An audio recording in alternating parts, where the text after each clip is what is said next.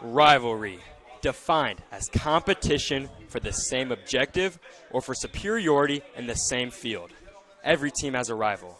The Yankees have the Red Sox, the Tar Heels have the Blue Devils, the Colts have the Patriots, and the Royals have the Tigers. When these two teams come to play, nothing matters. What happened last season doesn't matter. What happened last week doesn't matter. Tonight is all that matters. And for both teams, they're looking to forget what has happened early this season. Each team sits at a 1-2 record. Each team coming off a loss. Last week, the Royals lost big to a very talented Avon football team, 29-6. Similarly, Fishers is recovering from a 12-point loss to Noblesville. Both teams sit at 1-2 on the year. Both teams need a win tonight to get things going. Tonight, your HSE Royals compete with the ever-feisty Fishers Tigers for the same objective: respect. Respect from the other team. Respect from the city. Respect from the state. This game is the definition of rivalry. The 11th annual Mudsock football game coming up next on the brand new Southeastern Sports Network.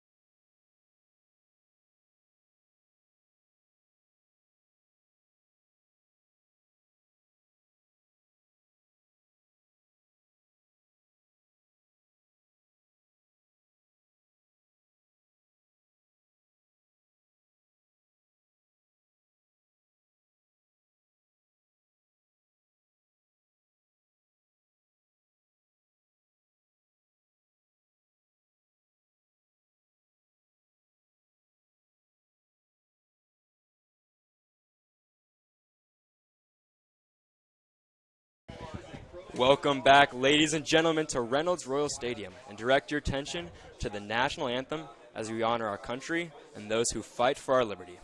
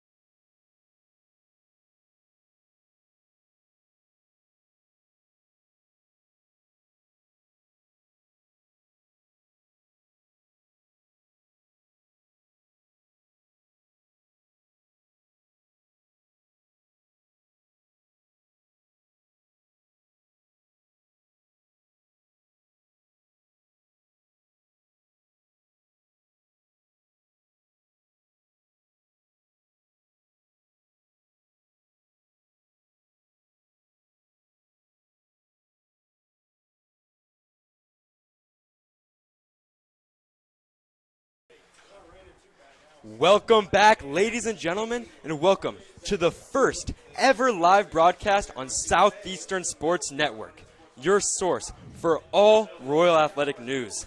SSN is a brand new student-run organization that will cover all things HSE.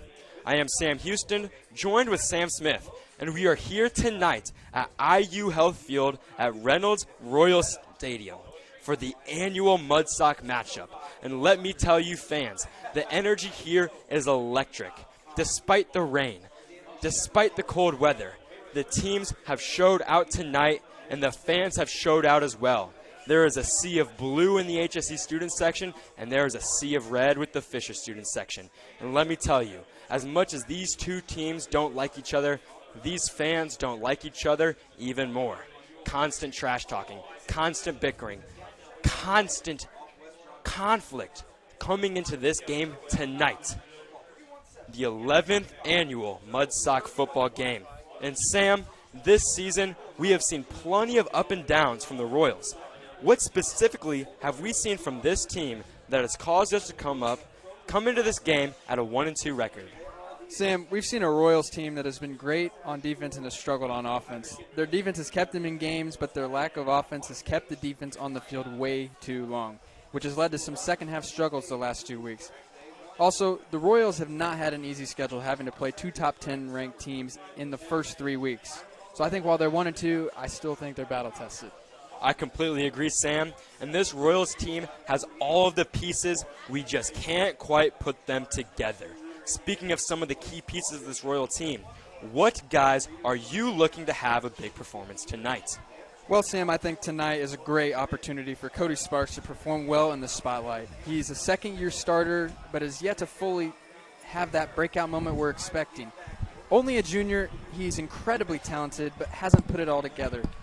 This offense really needs him to find his groove out there, and I think tonight is a great opportunity. On the defensive side of the ball, I think Isaac Abeyo needs to keep his strong season going. His quick first step and hand skills have provided a consistent pass rush for the Royals, which I believe is important against this Fisher's offense.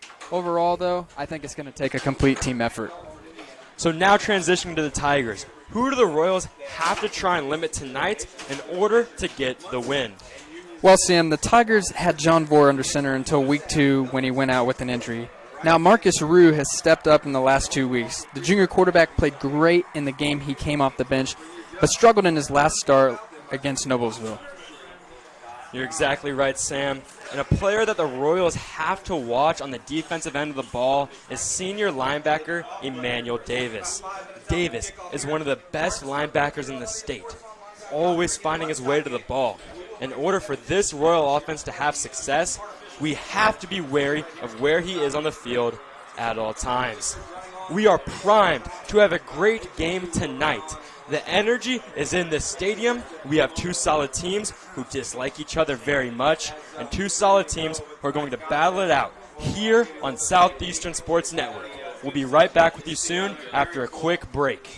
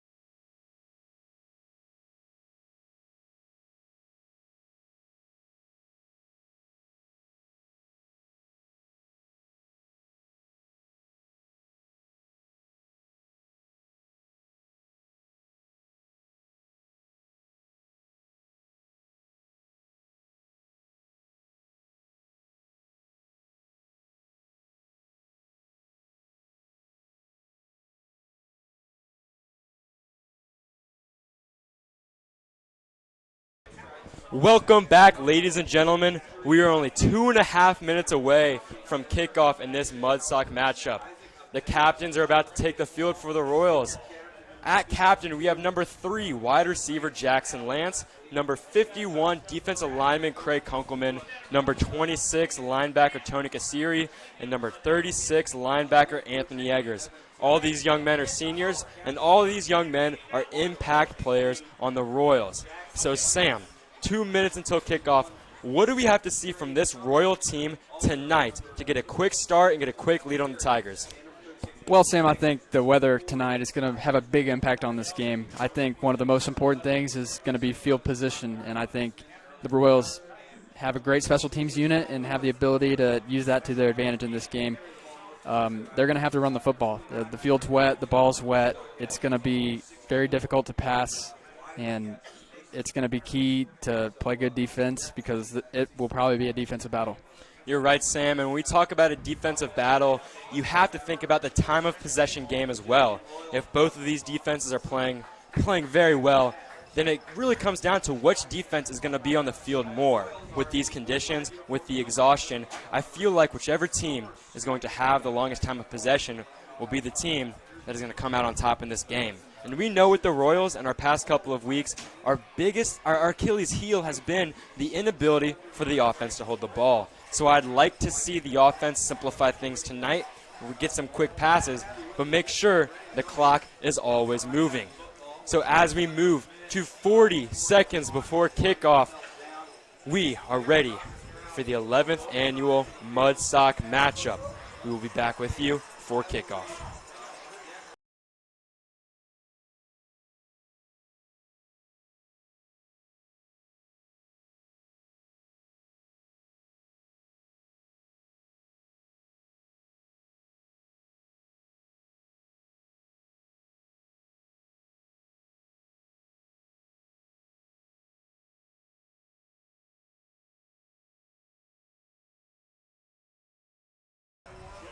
Ten seconds until kickoff.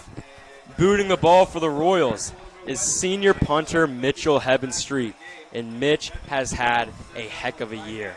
One of the better players on this Royals team. We're looking for him to boot one into the end zone and pin the Fishers Tigers deep to start the first possession of this game. Really important for the Royals to get off to a good start here. Hebenstreet and all of the fans await the kickoff. He runs up to the ball. Short left of the field. Fishers returns it and is running out and is stopped up at about the 36-yard line, and you can see that Fisher student section with a bunch of energy going into this game. And that is the beauty of this game, Sam, is that it is truly a rivalry. Both of these schools within miles of each other. Both of these student sections having been friends, growing up together for almost their entire childhoods. So what is this game truly representing for both of these teams, Sam? I tell you what, you're going to find out who's really good under pressure. This game has a playoff-like feel to it every year, and if you can't perform under pressure, it shows in this game. The most talented team doesn't always win this game. It's usually who makes the less mistakes and who can stay in the moment the best. You're exactly right, Sam. And we have Marcus Roux, a junior under center, lining up. The handoff to the jet sweep, but the defense is there, and he is swarmed up by number 7, defensive end Isaac Abeyo. And there's Anthony Eggers immediately hyping up the crowd, trying to get the student section into this game. That's a great start for the Royals. Run defense, it's going to be really important to stop the run tonight. I think both teams are going to be run heavy with the wet conditions and the wet football. So we briefly touched on this in the pregame, but Marcus Roux is a junior quarterback for the Fishers Tigers who came in off the bench after the starter John Vore suffered an injury. And we have him here lining up in the shotgun awaiting the snap. He throws the ball to the near side of the field. He's stopped immediately by cornerback Jake Huston.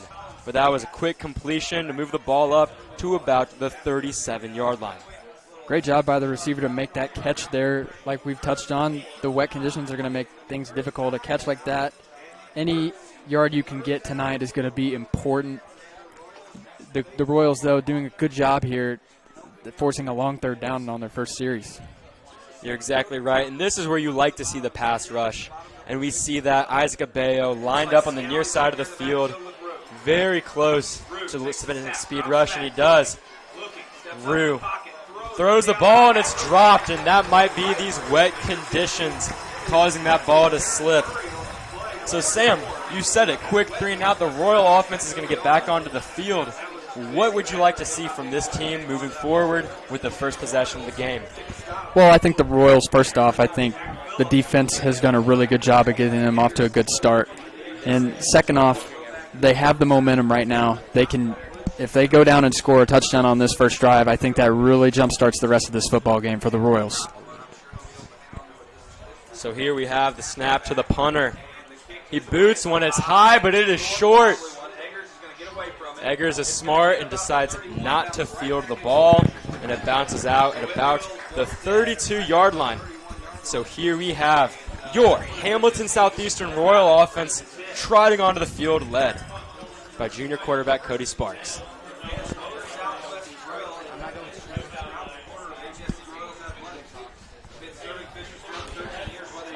Here they come, the Royals. This offense has not been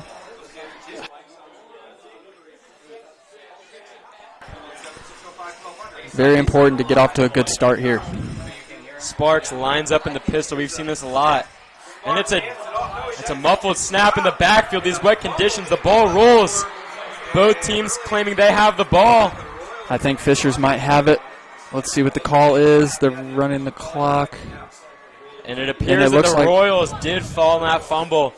And early, only 2 minutes into this football game, we have seen a botched snap, most likely due to these wet conditions. Sam, that could have been a disaster for the Royals. Not only had they not recovered the fumble, but Fishers would have been in the red zone. So after that huge loss of yardage there, it's a long second down for the Royals. And a handoff to Matt Harris, the senior running back, up the middle to the 27-yard line. A great run on the play right there. Royals staying conservative on that play, not trying to get it all back at once. They have one more down to get it. It was a 2nd and 32, so very important here for the Royals to minimize the damage. Sparks, wing snap. It's another handoff to Harris. Not a great run. He has stopped short at the 29-yard line. So, like you said, Sam, defensive ball game, 2 quick 3 and outs. We've seen this all year from the Royal offense. They're staying on the field, trying to look as though they're going to go for 4th down. But here comes the transition with the punt units to get them out on the field and boot the ball back down to the Tigers. This is something we've seen ever since week 1, just doing something to throw the defense off guard a little bit. Heaven Street, that's a solid punt. It stops in its tracks, though, with a few backward bounces, and my apologies. And here we have the Tigers getting the ball in good field position to start their second drive. Something we've seen so far, it's going to be a defensive battle. I think we've seen that. We've only seen 2 series, but Fishers seems a lot more committed to the pass than the Royals. The Royals ran the ball 3 times.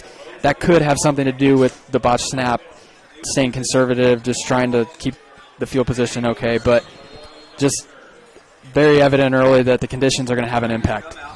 And we apologize to our viewers. We were experiencing a few technical difficulties with our color man, Sam Smith's mic, but we should be all under control now as the Tigers hand the ball up to running back Scally as he gets a short gain up to about the 47-yard line. And it's interesting, Sam, we talk about this Fishers Tigers team, and they're a team that have 2 backups in the backfield tonight. Quarterback Marcus Roux, as we earlier mentioned, was the backup junior quarterback who came in for a hurt senior John Vore. And similarly, running back number 20, Dylan Scally, is a junior coming in for the hurt H.L. Lewis, who was injured in last week's game. So the Tigers take the snap, hand it off to Scally again. There's a hole, but it's stopped quickly by the Royals. He's hit hard at the 50-yard line. So here we have a 3rd and 5 for the Royals, or for the Tigers, my apologies. And going back to what you said, Sam, about the 2 backups in the backfield, this football is very much a game of injury and a next man up type of style. So I think the Tigers have a good coaching staff. I think that Marcus Roux and Scally are going to be ready to play tonight, and I think we've seen that so far. So here we have this Royal defense, third down. You can hear the student section bringing the noise. Tigers take the snap in the backfield. It's a quick screen, but a quick stop from safety, Manny Daniels. What a hit, what a stop. It's time for the Royals to get the ball back. Wow, Manny just flew in there. Right as the receiver made the catch, he was there on the hit. That's got to be intimidating for the rest of the game. They got to know where number 1 is at all times. You're exactly right, Sam. And an interesting fact about Manny Daniels, this is actually his first mud sock football game as a senior here at HSE. He attended Cathedral High School for his first 3 years, but decided to transfer here to compete in his senior year at HSE playing safety. He is an incredibly talented and incredibly athletic defender, and we're looking for plays like that all night from him. Yeah, and speaking of Manny, week 1 we saw a great effort by him. The Royals were really struggling. They were down early, and at the end of the game, in about the third quarter, I think, he got a pick 6, and that just really jump-started the comeback for the Royals. So he's been a huge player for the Royals through the first 3 weeks, and he should be going forward. So as we get the Royal offense back onto the field, we're here to announce the starting lineup. At left tackle, we have Turner Edwards. At left guard, we have Jackson Cooley. At center, we have Andrew Irick.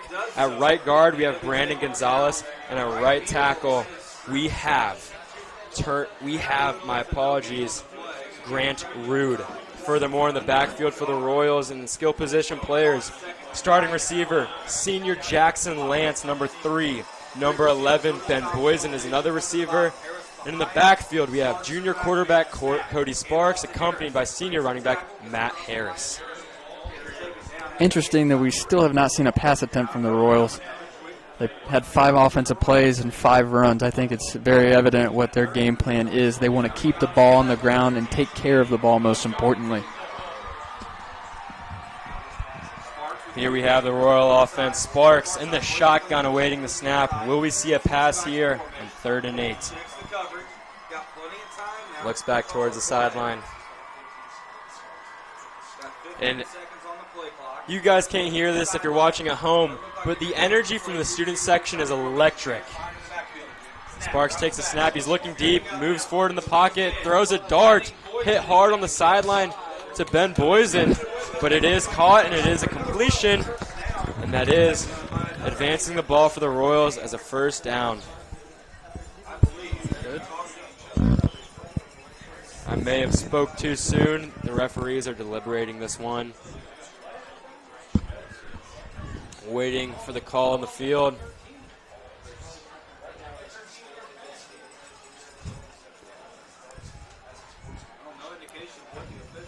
Let's see what the call is here. They're still consulting with each other. The receivers and the coaches look just about as confused as the referees do here on this call.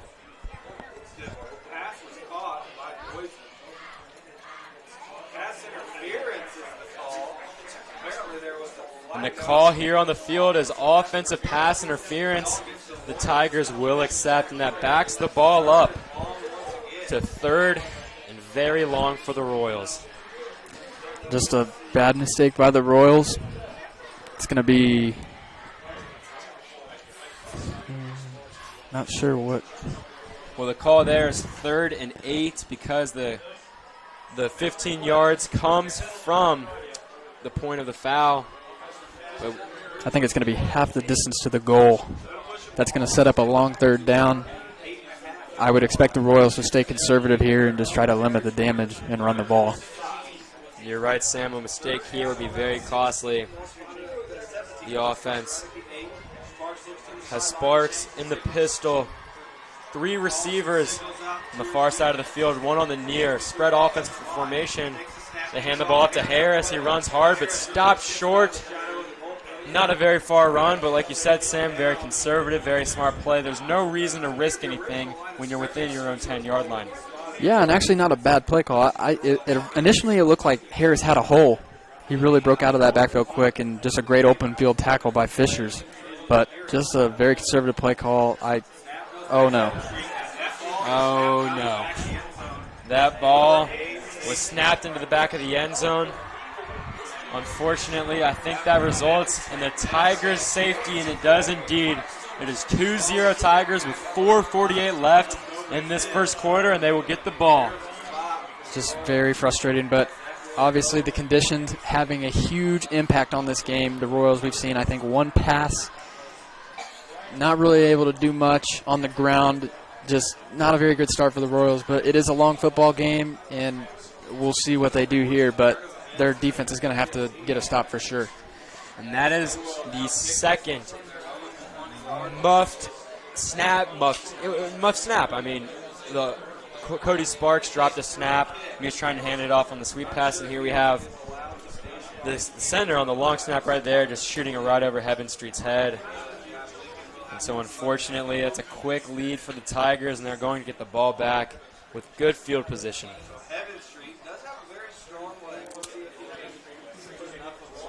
Just a tough start for the Royals, but as we've seen all year, this is a second-half football team. We saw it in Week 1, and it's just they're going to have to come up big tonight. Heaven Street boots one, and that is a great punt. High and far, and it's fielded to the 30-yard line, run forward, and he's stopped pretty quickly right there by the Royals. The ball is out. The ball is out. The Royals claim they have the football, and they do. The Royals recover the ball from the Fishers Tigers on the safety punt, and we have it at the 45-yard line, Sam. That is 1 quarter of play, 3 errors with handling the football. What are we going to see tonight with the rain, with the conditions from both teams? I think you're seeing it, Sam. I've seen 3 turnovers. I've seen a lot of running the football. It's going to be a game of momentum. The Tigers have had the momentum for most of this first quarter, but a play like that really shifts it back in the Royals' direction. And I wish you guys at home could see the student section right now because it is electric. And here we have Cody Sparks once again in the pistol formation. Takes a step, handoff to Harris. Oh, and my the ball goodness. is out. You have got to be kidding me.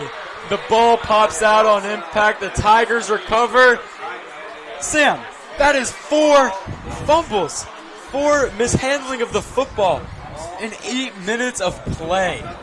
This is ridiculous. It's hard to believe, Sam. It's almost like a Madden game. It's wild how this game has gone, and like we were talking, the momentum back in the Tigers' favor now. I mean, the Royals had a great opportunity there with good field position and their offense on the field, and just a costly mistake. But I think whoever makes the least amount of mistakes is going to win this game. So here we are. We're going to now announce the starting lineup for the Fishers Tigers offense. At wide receiver, we have Mason McCartney. At left tackle, we have Dye. Left guard, we have Vasco. Center, we have Tobias. At right guard, we have Parrots. At right tackle, we have Vanderkamp. Tight end, we have Fresh. Like we said, at quarterback, we have Marcus Roux. And tailback, Dylan Scully. And lining up, opposite of Mason McCartney as the other wide receiver is Colin Stotts. And Colin Stotts has had a great year this season. 6 receptions for 97 yards through only 3 games. And he is an explosive player that will have to be locked up by our secondary tonight. So here we have Roux handing the ball up to Scully. Runs into his own man, and he's stopped pretty short by the Royal defense right there at the 52-yard line. And wow, Sam, what the fans can't see or feel at home, the HSE student section is shaking the booth up here. We can feel it all the way up here. Just the energy is in the building tonight, and just what a great environment. And unfortunately, one of the detriments of being up in the booth is that we cannot quite see very clearly through the window in front of us. It's much better being protected from the rain, but unfortunately, seeing player numbers will be a struggle tonight with the blurry window. As the handoff goes to Scully, runs it up the middle to about the 45-yard line there. That'll be a gain of 3, and it'll result in 3rd and 3 for the Fishers Tigers offense. And Sam, I think the rain is really coming down now, so I would expect to see some more mistakes by both teams. The conditions are going to get worse as the night goes. Just a tough night for football.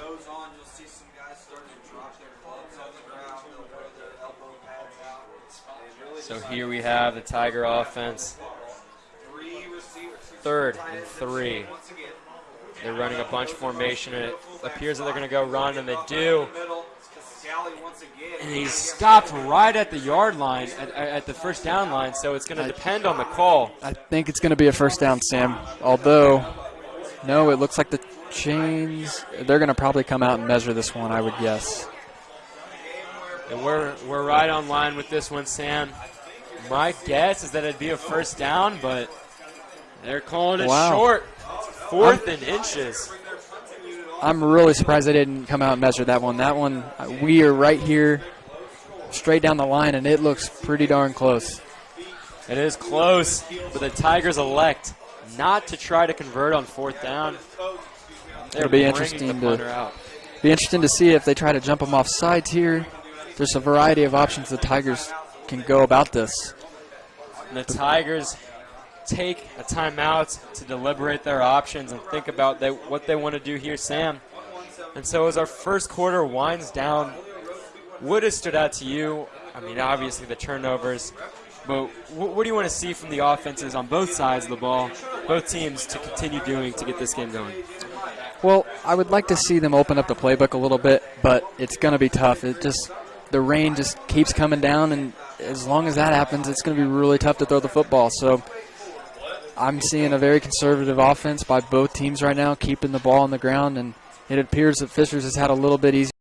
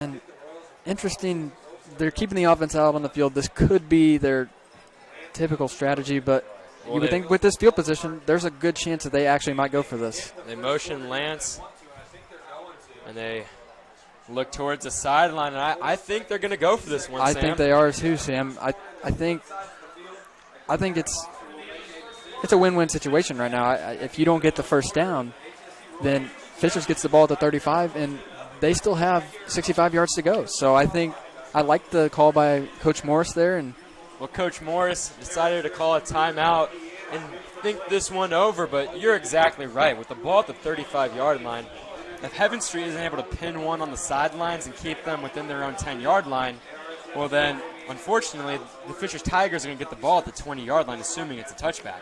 So that is a field position shift of 15 yards. So I think going for it here is a strategic play and potentially the best play. However, Sam, though, if they're going to go for it, there's a very, very good chance that they're not going to be able to run it up the middle. They're going to have to find a play in the playbook that can get them 10 yards. We've not seen the Royals gain much yards at all. So I think that could be what they're talking over in this timeout, trying to find that play that's going to get them this first down.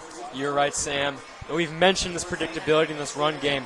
But earlier in the week, I talked to Coach Morris, had a chance to ask him how he was looking to get the offense rolling in this game. And he said they just want to simplify things. And hopefully we see this offense get rolling right here as they do indeed elect to go forward on 4th and 10 from the 35-yard line. Sparks is in the pistol formation, and the officials are asking for the play clock to be reset and get the game clock rolling. Here we have Sparks. Takes a snap. It is a pass. Looking. There's a man. Does he complete it? Is it caught? I think he caught it. He caught it. Stopped at the 1-yard line for the Royals. Huge play there. They open up the playbook. They go deep, and Sam, that's a great catch. Honestly, I think he caught it off of the Fishers defender's back. Just a wild play. All of us up here in the booth didn't know until a few seconds after the play if we actually caught the football. You're exactly right, and as we mentioned earlier, it is incredibly difficult to see out of these blurry windows, and that was on the far side of the field from the booth.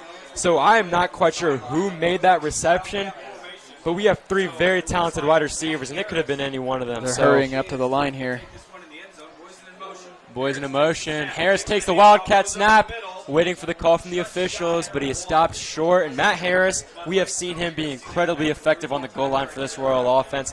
He already has 4 touchdowns on the year, 2 of them coming out of the Wildcat formation on the goal line. You're right, Sam. The Royals, that is their favorite formation on the line. Almost every goal line play I've seen this year has been in that Wildcat formation. It's been very effective, and I think it looks like Harris puts it in.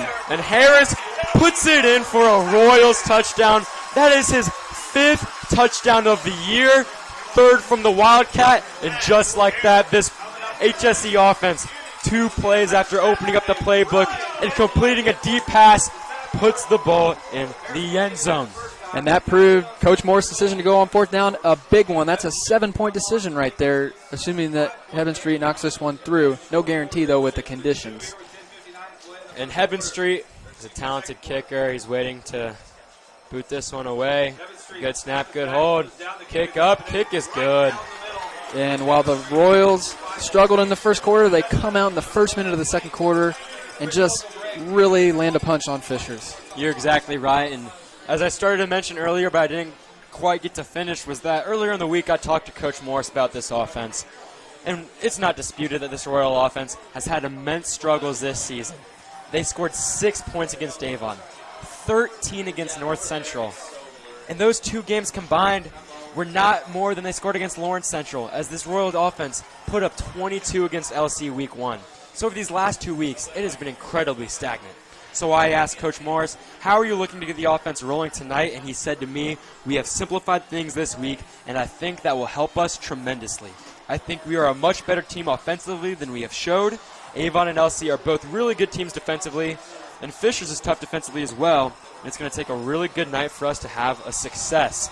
And as we have seen, this Fishers team is a good defensive team, but Cody Sparks, junior quarterback with one of the best arms in the conference, really came out there and delivered a strike.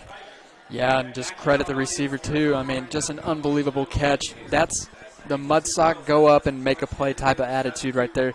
That's what this game is about. Who makes the most plays? As the kickoff is taken to about the 29-yard line there, the Tigers will take over their offense. Who makes the most plays is who wins the game every year in this game, it seems like. And although the Royals do have the lead, this game is early, and this game is volatile. As volatile as any rivalry game in any sport. It was only 3 years ago that the Fishers Tigers led the HSE Royals by 28 points in the third quarter. But this HSE team came back and won. And here we have running back, senior H.L. Lewis, back in the game, taking the run. He takes it up to the about 31-yard line. And the reason I say H.L. Lewis's name with so much excitement is because he is one of the most talented players on this Fishers team. He's been dealing with a leg injury all season. He was taken out of the game last week for aggravating that injury. And we didn't expect to see him much tonight, but this is the Mudsock, and he is here to play. Fishers just bringing everything. They just feel like you got to put the best players on the field, and if Lewis feels like he can go, I think it's the right decision. And Lewis he's running hard already, it seems like. 2 carries, 1 first down. That was a run of 9 for Lewis right there with a few quick cuts. And the thing that jumps out to me about H.L. Lewis is his stride length. I mean, he is an incredibly fast runner. As a middle schooler, he competed at the Junior Olympics, which speaks for itself. But when you watch him on the field, he doesn't look like he's moving fast. He is just moving incredibly fluid.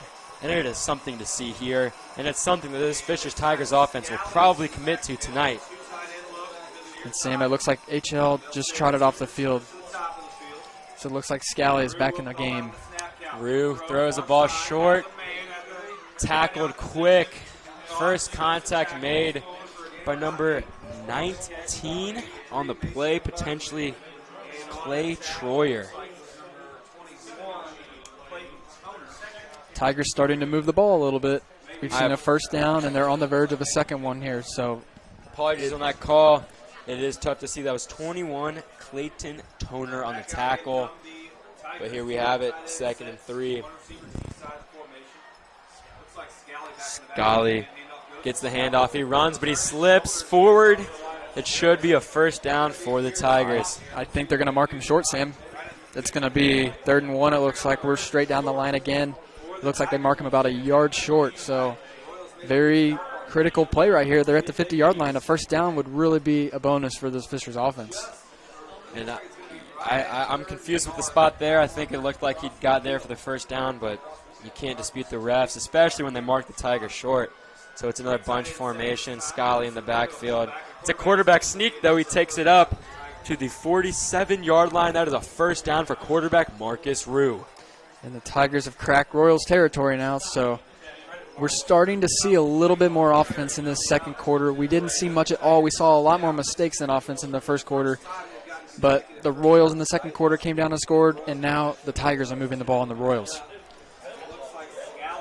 Scally's in the backfield. Roux is under center. We've seen the same formation all night.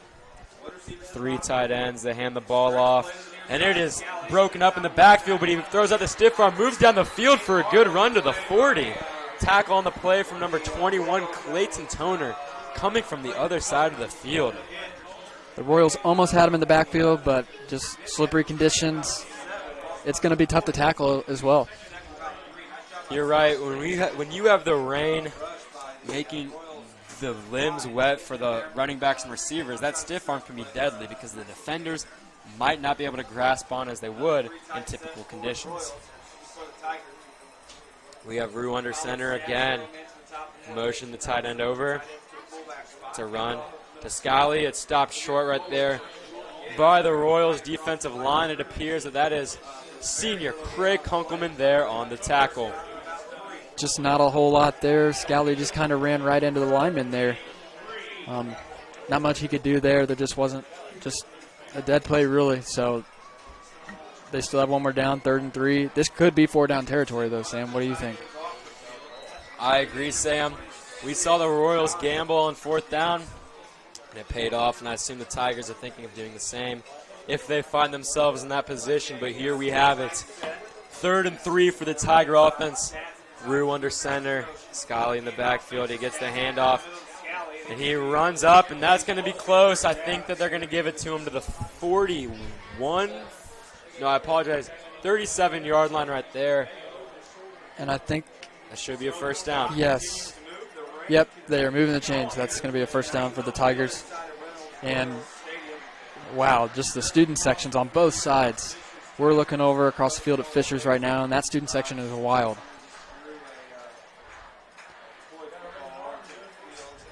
A little bit of confusion here by the refs. The game stopped a little bit. Now they're running the clock. 7:24 to play in the second quarter. Scully under center again, awaiting the snap. Scully gets the run, and it appeared as though the ball might have popped out, but that is not the case. Scully takes the ball up to the 30-yard line. Big run, and ever since HL got in the game for a few plays, Scully has been running hard coming back in. Just a little bit of momentum. HL comes in for a couple plays and just provides the Tigers a little bit of boost on offense, and it's carried over all the way into Royals territory. So Roux under center. Once again, we've seen the same formations from both offense. He's going to run the ball, and there's a hole, and Scully's able to move it forward. If this isn't a first down, it's going to be very close. I think he's going to get the first down. Let's see what the refs have to say.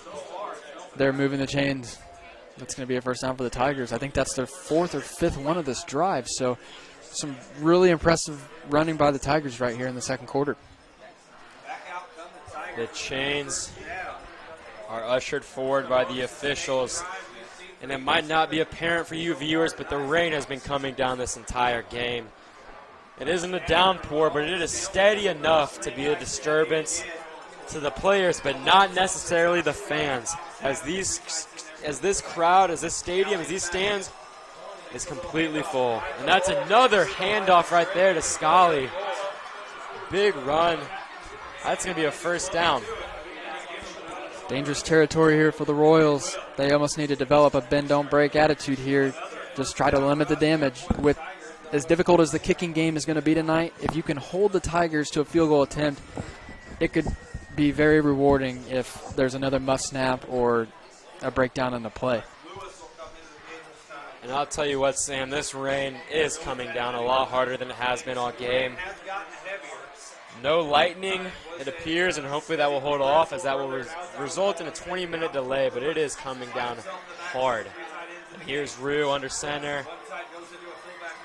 Hand off to HL Lewis back in the game. He takes it up to about the 17-yard line. And it appears the Tigers have just found something that works in that run game. This entire drive, I'm not even sure we've seen a pass play. I think maybe one or two, but all their big games have been on the ground, and they are firing on all cylinders right now. So it is a 2nd and 5 from the 12-yard line. It's tough to see, but I think that's Lewis in the backfield for the Tigers. He does indeed take the handoff. Not a big gain right there, and the Royals defense is able to respond well to the run. It's a big third down coming up. If you can force a field goal attempt here, there's a potential for a mistake, as we've seen through the first two quarters. That was a big tackle there from 36 linebacker Anthony Eggers, resulting in the 3rd and 5, gain of nothing for the Tigers there. Let's see if they stick with the run here. I would guess it looks like Lewis is still in the game. It's a handoff to Lewis. Hesitates, looks for a hole. He bursts forward. It'll be close, but I think he's going to be just short. One thing I've noticed, Sam, about Lewis is he's just a patient runner. I've noticed as soon as he gets the ball, he kind of sits back in the backfield for a few seconds to kind of see where the hole is, and then he goes right after it. And I think that's a quality in a running back that it's very tough to find. That's the Le'Veon Bell type of running style that has made him so successful. That's exactly right. But here's Scully, the running back in the game. And the Royals take a timeout on the field. And to go back to that last bit of analysis, Sam, you're exactly right. When you think of the patient, hesitant runner who waits for the play to develop and then hits it hard, you think of Le'Veon Bell. Of course, he's one of the best at it. And a player that maybe people don't know, Kerryon Johnson from Auburn, who's now a rookie in the NFL, he runs the same way, and that's what made him so successful. I think it's a transition of what running backs in football are starting to go to. Le'Veon Bell has kind of changed the standard. People are trying to adopt his playing style, and it's proving successful for Lewis tonight. You're exactly right, and I think that's just the thing that we see through all of sports, where youth look up to their favorite professional athletes and try to model the way they play after them. You see it here tonight with H.L. Lewis. You see it when you look at the current climate of the golf industry. You've got a bunch of young guys out there who are playing the game because of Tiger Woods, and you love to see that here with these football players.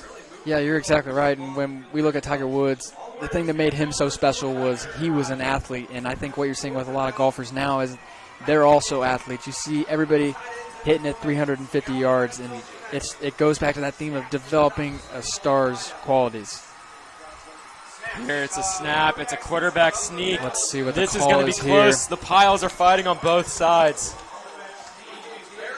I don't even know how the ref could see that. There was like 12 guys right in that pile. Just hard to see from the side.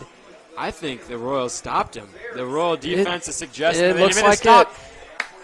Waiting for the official call. Yes, that is a Royal stop on 4th down at the 8-yard line.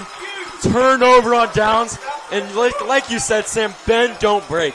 This Royals team was bent for the entire possession. But when they had their backs to their own goal line, they made a big stop. And that's a big kudos to the linebackers, Anthony Yeagers, Tony Casseri, defensive lineman Craig Kunkelman, Trent Edwards, a big stop there. And when we talk about this Fisher's offensive line, we have some athletes for them. There are some big players with some big names. For example, starting offensive lineman Andrew Voskuhl stands at 6'2", 340 pounds. So he is an absolute dominant force, and when the defense can stop him, you know that things are going well. Oh, no, the ball came out. That is Matt Harris's second fumble and 1/2. And that was and the fumble was forced in the play by number 28. And on Fisher's, that is Roman Molden, senior safety / linebacker. That's a hard hit from Molden there. And you think Harris is definitely going to get grilled by the coaches for allowing another fumble to pop out, even in these conditions. That's inexcusable. And you're exactly right, Sam. It's just when you fumble twice, when you fumble once, it's one thing, but when you fumble twice, that's when the coaches really take notice. But even then, man, looking at it out right now, I think this might be the hardest it's been raining all night. So Harris, you can't really – I've never been down there and playing in these type of conditions. It can't be easy. You're right, Sam. And Harris has to let that one go and have short-term memory in this one because we're going to need him tonight. And that's a handoff to Scally. Hit hard the 15-yard line. So Fisher started this drive at their own 17-yard line after getting stopped on 4th down at their own 11-yard line. So they only see 6 yards with 2 quick turnovers. And another thing to think about, Sam, I mean, we've only got 3 minutes left or so in this second quarter. So even if Fishers doesn't get a touchdown here, if they can melt some clock and keep the Royals from getting the ball, that would be a big win for them and keep the ball out of the Royals' hands. But the Royals also get the ball to start the second half. It's a handoff to Scally. There were some defenders in the backfield, but he slips out there and advances the ball to about the 11-yard line. Now, Sam, coming up, a short 3rd down. However, if the Tigers get stopped here, do you think the Tiger coaching staff will go for it again, or do you think they'll learn from their past mistake and kick the field goal? I think in this game, which is going to appear to be low scoring, you take the points when you can get them. If I'm a Tigers coach, I'm here to kick a field goal. And as we pull up the forecast, for those of you at home unable to see, there is a big storm cell over Fishers, and it's going to be raining all night here. And that's a run from Scally. He advances the ball to the 5-yard line for a 1st down. So the Tigers now a 1st and goal at the 5. And they're going to have a few chances to punch this one in and take the lead as we go into halftime. Just a perfect situation for the Tigers here. A chance to get some points and melt the clock at the same time. With the Royals getting the ball back in the second half, the Tigers, I would guess, would want to leave as little time as possible for the Royals to go down the field. And something we brought up earlier in our broadcast was that the defense plays too much, and we've seen that tonight. And that's a snap to Scully. Defenders in the backfield off the bat. Isaac Abeo was the first one there to stall the run, and he stopped after a gain of nothing. And that was a tackle on the play by number 74, Trent Edwards. And he has been battling injuries all season, but he was definitely going to be ready to play in the Mudsock tonight because this is a once-in-a-lifetime game for these players. Absolutely, Sam. You're exactly right.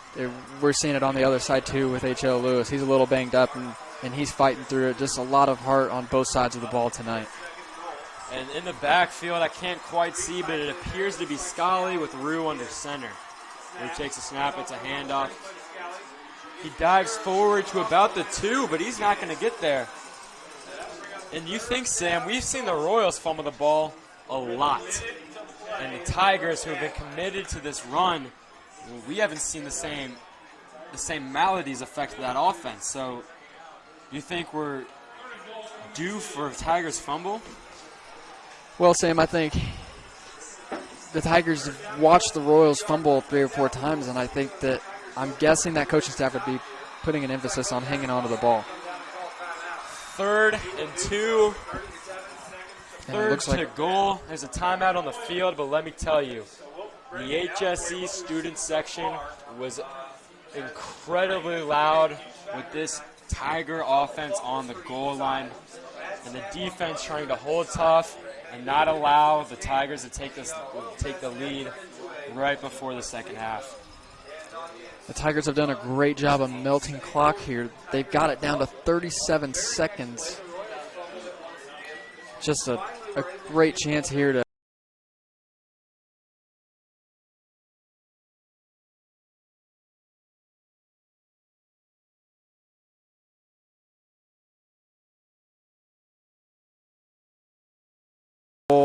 from the 2. They really have 2 plays to get this in. I would think if you're on the 1-yard line, they're going to go for it. And you can feel the tension in the stadium right now. It's 3rd and 2. This play could have impacts that determine the outcome of this game. In the backfield, we've got Scally in motion, takes a handoff. No, Roux kept it, and Roux is in for the touchdown there. Big touchdown from the Tigers, 34 seconds left. They're up 8-7, potentially to make it up 9-7. So right there, a little bit of misdirection, a little bit of trickery led to Roux just able to walk one right in there for the Tigers. Just a costly mistake, a costly turnover by the Royals. Just not a whole lot the defense can do there. I mean, they've played so much this first half, and we talked about that pregame, how the offense has to keep the defense off the field, and it's proving to be a lot easier said than done so far. It's a fake. It's a low snap. They muff it. He goes for it. He gets it. Right there on the extra point conversion. I don't know if that was an intentional fake or if that was a botched snap, but the holder decided to take it, and he dove into the end zone for the 2-point conversion. It is 10-7, 34 seconds left. Wow, what a change of events. I don't think the Royal Special Teams unit was ready for that one. I don't know if the holder was ready for that one. Sam, let me tell you, the Royals should be very happy that halftime is in 34 seconds. The momentum of this game has shifted completely to Fishers. I would expect the Royals to just be very conservative here, get it into the locker room without any mistakes, and just reset. I mean, they're in this game. They're only down 3 points, but they're definitely going to need a good second half to beat this Tigers team. So 1 half of play coming to a close. The Royals cannot afford a fumble. On the special teams end, the Royals, you would think, just want to get this ball, take a knee, and go into the half. This defense has to be exhausted. They have been on the field for an incredible amount of time, especially in that second quarter, and the offense has to be ready to get back out there and try to get some momentum going, put some points on the board. So we have Lance deep to return. It's a low kick. It's bounced. It's touched. Actually, I misspoke. It was not touched, and it's a touchback for the Royals. Interesting, Sam. That could have gone both ways. I mean, it's very hard to see up here, but that happened very fast, and we'll never know if he did or did not touch it, but the Royals were fortunate to get away with one there. It certainly looked up here like he may have touched that ball, but I would expect a kneel down here. I would too, and it appears that the Royals offense is lining up in a knee formation. So, as Sparks does indeed take a knee, we trail by 3 points. Tigers 10, Royals 7. The first half closes, and we will take a break, but be back with you soon for some halftime analysis. Unfortunately, due to the weather conditions, there will be no band performance. Only a 15-minute break before we get back for the second half of action. Thank you for tuning in to the first half of the first ever live broadcast at Southeastern Sports Network. Be back.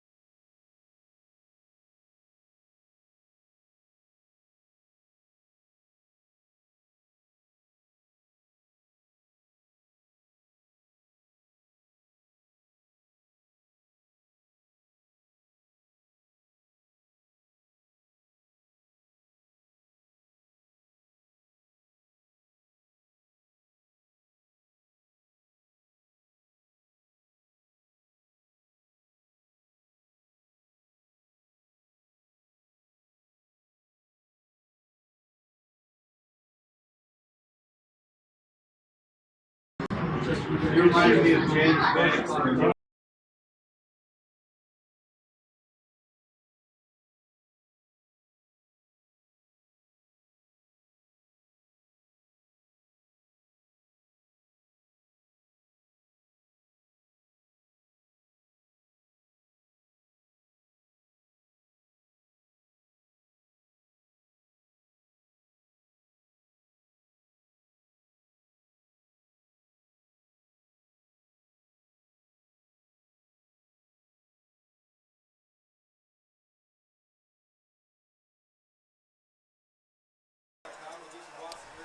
Welcome back, ladies and gentlemen. We apologize for the delay at halftime. We experienced a few technical difficulties on our end, but we are here, we are back, and we are ready for an exciting second half of HSE Royal football. Should be an exciting second half. 7-10, very, very competitive football game so far, but it's a four-quarter football game, and we've only seen two so far, so I would look for a very competitive second half.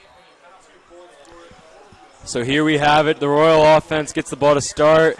Harris takes a wildcat formation snap. He runs the ball up to the 23-yard line. And so in lieu of the halftime analysis we were unable to provide, Sam, let's talk a little bit from what we saw from both teams in the first half and what we need to see here from this Royal offense to keep the ball rolling, keep this momentum that we saw early, and potentially get the lead back as Harris breaks open and throws a stiff arm. He's running hard to the 47-yard line. After a big play, Sam, break down a little bit from what we saw earlier in the half and what we need to see this second half. Well, what I saw from the Royals in the first half was a very predictable offense, which is understandable considering the conditions. I mean, it's just raining really hard out here tonight, and it really hasn't let up since the beginning of the game. Just a tough night. You really got to run the football, but the Royals have been very predictable, and I think the Tigers have figured that out. So what I would like to see in the second half is I would like to see the Royals get a little bit creative. They're probably going to have to stick with the run because it's raining probably as hard as it has all night, but I would like to see them maybe try to run it to the outside, get a little bit creative, maybe get the wide receivers involved, just find something to get some offensive momentum. Harris takes a wildcat snap. It's another run. And like you said, Sam, the predictability. The first few times we saw the wildcat formation, we saw the big plays. Now I'd like to see Cody Sparks potentially get back in the game and see the offense move the ball through the air, but it appears that Cody Sparks will stay out of the backfield. And it's going to be Harris to take this one again. Interesting call here. We'll see if they go up the middle again. That's what we've seen so far from this wildcat formation. So here we have Harris looking to the sideline, and Matt Harris, another player on this Royals team, who's a first-year Royal. The senior was a great basketball player and a great athlete, and he decided to take his talents to the football field as he charges forward to the 39-yard line. First down run from Wildcat quarterback Matt Harris. It's going to be close. Let's see where they spot this. It looks like they're going to mark him short. It's going to bring up fourth down, and Sam, I think you got to go for it here. I mean, the Royals obviously have momentum to start the second half. I think you got to be aggressive if you want to win the Mud Sock game. You're exactly right, and that's the call. Harris, Wildcat, fakes a snap. He has a run. He has a hole. There he is up to the 35-yard line in Tigers field position. Matt Harris there, big run. And this offense, this Wildcat offense is going to keep rolling. If it ain't broke, don't fix it. That's exactly right, Sam. It's kind of that Bill Belichick philosophy. He's going to run the football. Coach Morse is going to run the football down your throats until you figure out how to stop it. And in the second half, we've seen the Wildcat formation almost every play. Another Wildcat formation. Ben Boysen was in motion, comes to the near side of the field. He goes back to the far side of the field. It's a snap. It's a keep from Harris. There's a hole. Briefly tackled short for a gain of 2 to the 38-yard line. Now, Sam, one thing I've noticed on the last few Wildcat plays, Boysen comes off the wide receiver, he runs, and they fake the snap, almost like Boysen's going to take it, but every time Harris has taken the ball up the middle. So just interesting to see, are the Royals maybe setting up something here? Could Boysen actually take the ball at some point? I think that's something to keep an eye on. I've seen that developing here the past couple of plays. Well, here we have quarterback Cody Sparks back in the game. The trusty pistol formation. He takes a snap, hands it off to Harris, bounces up the middle to about the 31-yard line. That's going to result in a 3rd and 6 for the Royals. I think this is 4-down territory personally. 3rd and 6. You're not close enough for a field goal, but you're almost too close to punt the football. So I would think this is 2-down territory here for the Royals. Hand off to Harris. There's a hole. He is moving forward. He might be stopped short of the marker, but the refs appear they're going to spot the ball past the 1st down marker. The Royals move the chains. Tough first half for Harris, but he's really coming out with an edge in the second half. Through the Wildcat formation, a couple nice runs, and he's picked up a couple nice first downs. So the Royals, we're seeing a good amount of offense here so far. Another handoff to Harris. He tries to bounce it outside. And you're exactly right, Sam. This team obviously came out of this halftime, out of that locker room supercharged. This offensive line is fighting hard in the cold conditions, in the wet conditions. These players have not lost their determination. Well, Sam, I think one of the positives the Royals could take from that first half is they made 5 or 6 critical mistakes, and they're only down 3 points. So I think, here we go. We got a long one. He's wide open. Lance down to the 5-yard line. Great play by the Royals, and just another great play. So going back to what I was saying, they made a lot of mistakes in the first half. And they're only down 3 points. They've got to be feeling like they've got a really good chance in this second half. You're exactly right, and that's a great call, Sam, right there. Jackson Lance, a senior leader, an athletic player. What a play from him. And here we have Harris in the Wildcat formation awaiting the snap. Is this where we see Boysen take the ball? He comes in motion. Harris takes a snap, keeps it. There's not much of a hole, but he falls forward, takes the pile with him to about the 3-yard line for a 2nd and 3 for the Royals. I'm telling you, Sam, Boysen, one of these times he's going to take it because it's open. The Tigers, every time they see Harris in that Wildcat formation, they're expecting it to go right up the middle. If I were the Royals, I would maybe take a chance. Well, Harris takes it again. He's stopped immediately in the backfield from a linebacker. Appears to be a name that we probably should have been calling more than we have tonight, Emmanuel Davis. It's been hard to see his number. It's been hard to make the call. But you just have to know that he's been flying around this field making tackles. Yeah, just one of the best linebackers in the state. I mean, he's a game changer. You got to know where he's at all times. You're not going to run it at him and get much. I mean, he's there. He's a good player. He's a proven player, and he's going to get a stop 99% of the time. Here comes Jackson Lance in the offense, trotting back onto the field. Oh, bad snap, but it's corralled by Harris. And that's just a good play from Harris to avert disaster. If you turn the ball over on your own 3-yard line after a great drive, that is crushing for morale. Interesting. What are they going to do here? It's a 3-point game, and you have a chance to put 3 up on the board right here. Personally, if I'm the head coach, I'm kicking the field goal. But Coach Morris has proven time and time again that he wants to be aggressive, and that's his style. He's going to win it big or he's going to lose it. It's all or nothing with him. The student section is going crazy for both sides, for both teams. Harris and the Wildcat, there's a few whistles from the referees as the offense takes a timeout. And something that we have to acknowledge, Sam, is that this game is being played in excruciating conditions. Absolutely. And yes, it's affecting the players, but it's affecting these fans. And despite the cold weather, despite the wet weather, the student sections are packed on both ends. And the students are definitely having a significant impact on this game, being loud on the goal lines on both sides of the ball. For both teams, they are unwavering in the commitment, and it doesn't stop with the students, but it extends to the parents. The parents are here, the stands are packed, the energy is in the building, and the rain is not able to put this fire out here at Reynolds Royal Stadium. I'm telling you, Sam, thank God we have a turf field, because if we had a grass field, I don't think we'd be here tonight watching this football game. It has not stopped raining one time since this game has started. It's just unbelievable how the luck played against the Mudsock game. And here we have Harris in the Wildcat formation. Royals players on the sideline telling the student section to get loud. It's 4th and 2. This is a big play for rookie, if you say, Matt Harris in the Wildcat formation. Could this be the play that Boise gets the ball? Harris snaps it. Right to him. He runs it for a touchdown. Matt Harris, the 2nd touchdown tonight, his 6th touchdown of the season. The Royals regain the lead 13-10, potentially going to make it 14-10. And Sam, we saw Matt Harris run the ball at least 10 times on this possession, and he was able to punch it in. What gutsy play calling from Morris, not to call something unexpected, but to call something the defense expects time and time again. And Sam, I think it goes back. The kick is good. The kick is good. The Royals are up 14-10.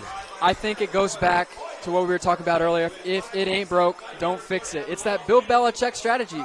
Coach Morris sees that he has something in his playbook that the defense hasn't quite figured out how to stop.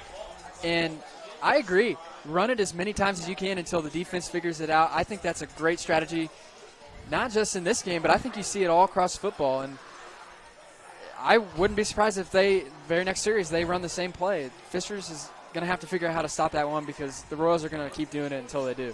Matt Harris is a dominating presence on this field. He stands at 6 foot tall, 195 pounds, but despite his size, he has not lost a step in his quickness. He drove the ball down the field, punched it into the end zone, but despite how physically tough he is, he might just be even more mentally tough. 2 heartbreaking fumbles in the first half, but he comes out here, he runs hard, he's running confidently, he's looking for contact, and he punched that in for the Royals. You love to see that grit and determination, and we hope we see that translate onto the defense tonight. I couldn't agree more, Sam, and credit Coach Morris. He could have easily given up on Harris after 2 fumbles, but he stuck with him. Not only stuck with him, but he gave him the ball more. That just shows the belief that Coach has in his players, and I think that's something really special. It is a short kick, bounces to the 20, a little trouble handling it for the Tigers, but they worked their way forward to about the 30-yard line, so a good special teams play on both ends right there. And another thing to think about, Sam, the Royals, that first drive out of the halftime, ate up almost 7 minutes of the clock. It ate a lot of time up. We're already halfway through the third quarter. Just incredible job by the Royals to win that time of the possession battle that we were talking about. And that possession that we saw from the Royals really embodies what Coach Morris talked to me about earlier this week. I asked him, how do you coach this team coming into this game after 2 consecutive losses? And his response, we just have to stay the course. Our program is getting better. We are doing a good job in the weight room. We're doing a good job at practice. And if we keep doing these things, then we'll see the results on Friday. And just like they've been staying the course in practice and off the field, he stayed the course on the field. He saw that he was going to be committed to the run, but when that was stifled in the first half, he stayed the course, he picked it up, and that led to the big Royals touchdown to start this third quarter. Oh, my goodness, Sam. Look at this. The We Got Spirit chant is broken out. Just one of the Mudsock traditions, I think, and a fumble on the play. Let's see. It looks like Fisher's got it back. One of the Mudsock traditions, I think, unintentionally started a couple years ago. The We Got Spirit chant went on for about 15 minutes, and it even showed up on SportsCenter. How special is that? And that just embodies what this rivalry is all about. And you're exactly right, Sam. This We Got Spirit chant has just started with about 5 minutes left in the third quarter. I am willing to bet that this chant persists into the fourth because these teams are competitive on the field, and these student sections are competitive off the field. And the first student section to let up the We Got Spirit will have lost this battle, and neither student section is going to bow down, as Dylan Scally is not going to bow down either. A big run out to the 41-yard line right there. You hit us hard, we're going to hit you back even harder, as the Tigers with the big run there. Just a huge play, 3rd and 15, and just, you know, the Tigers stay on the ground there. You would almost think maybe they're playing conservative, trying to take care of the football, and Scally just breaks for a great run for a first down. Just great execution by the offense to stay on the field. And on the tackle there, we had number 18 sophomore John McCall, and he is, as I mentioned, only a sophomore, but he's got a great story. a freshman quarterback last year on the freshman football team. He led the freshman team to an undefeated season. Despite his experience on offense, the coaches decided to put him in at safety this season because he is just such a compelling athlete. And in that first game against LC, he struggled a little bit early to start the game, but he closed the game out with a game-saving interception. And he is a force to be reckoned with here tonight on this Royal defense. And I'm excited to see him continue to fly around the field and continue to make tackles. Yeah, absolutely. In a game that's been so dominant on the ground, you need a player like him to come in and make plays, play after play. It's so important for this Royals defense to get stops in a low-scoring game. And here comes the HSE student section with the chant, "We've got Santa," referencing the old tradition between the Fishers Tigers, prized possession Santa, and that the HSE Royal students were able to steal for themselves. Yeah, that's a great point, Sam. But on that play, it looks like a Royals player came up with the ball, but it looks like the Tigers will retain possession. And going back to the Santa thing, just a crazy thing. You know, I didn't know much about it until I was informed a couple days ago, but just another crazy Mudsock tradition. These students are so loud. The stadium is getting incredibly wet, and here we have the Fishers Tigers offense handing the ball off to the running back. H.L. Lewis takes it up for a first down there, and I cannot make this any more clear. It is almost impossible to see outside of this press box. We can see jersey colors, but that's about it. So the defense makes a big stop right there. And the defense, unfortunately, did not make a big stop. The offense was able to get the first down as the chains move. Time winding down in the third quarter, though. We're already down to 2 minutes. It's just been a lightning-fast third quarter. It's getting down to crunch time, Sam. It's a handoff to Scally He's not able to move the ball at all, so it will be second down.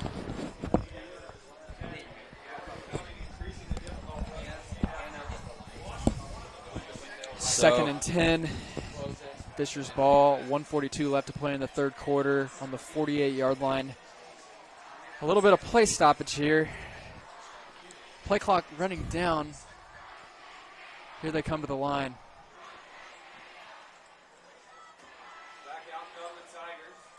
So here the Tigers have the ball, second and long. The defense showing pressure. They do, but Scally is able to break a few tackles, move the ball forward, and it appeared that there on the tackle we had, I believe that is John McCall out of the secondary, making a big hit. And number 33, Zach Peterson, defensive lineman, was in on that tackle as well. Sam, looking at the weather, man, it just keeps coming. It's just not going to let up. Looking at the radar right here, it looks like we actually might have a window here coming in the fourth quarter of no rain. It's something to keep an eye on. That would be a true blessing, Sam. And here we have the quarterback, Roux, in the shotgun formation. Apparently, was there a timeout on the field because the whistle is blown dead?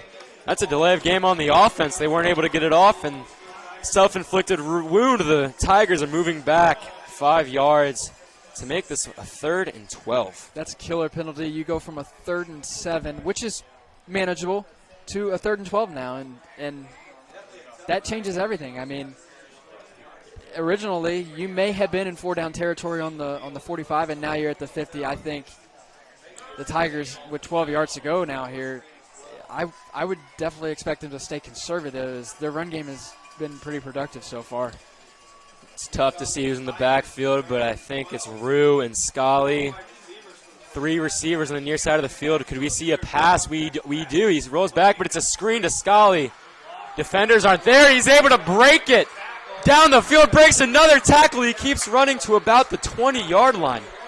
Tackle on the play for number 18, John McCall, but the Royals bit expecting a run, and there's no one back to defend the screen. And Sam, as predictable as the offense has been tonight, when one team decides to pull the plug on a different play, it's proven to be productive. And this Royals defense, I'm sure many, if you tuned into Audio Sports Online in week 2, the Royals defense was burned by the screen pass time and time again, and we just saw it on that play. Well, 2 seconds left in this quarter. It doesn't appear. Oh, he gets it off right before. Handoff. Is that Scully? Yes, he's running down the field. He's got room. He's got blockers. He might take this to the house, but he's pushed out of bounds at the 2-yard line. Great downfield blocking from wide receiver McCartney. Tackle on the play from 26, Tony Kasiri. And, Sam, I believe that was H.L. Lewis with the carry. I apologize. Thanks for correcting me, Sam. I misspoke. Makes sense why it was such a big run. HL, it seems like every time he touches the ball, it goes for 10 to 12 yards. And we touched on this briefly, but you have to understand he is dealing with a chronic leg injury. His leg hasn't healed. He is just willing to toughen it out and play through this Mudsock football game.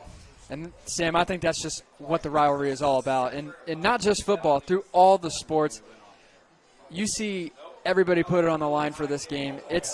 This is about pride. This is about more than just football. This is about more than just whatever sport they're playing. This is about pride. The whole school is behind your team. I was on the golf team last year, and the Mudsock was tied, and it was riding on the golf team, and the whole school was behind us, and it was just about pride.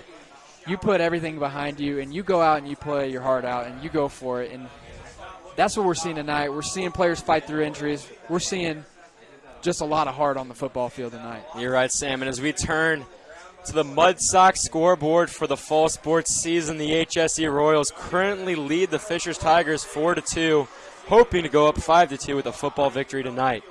Here we have the Tigers on the 10-yard line, 1st and goal. They're about to take the snap.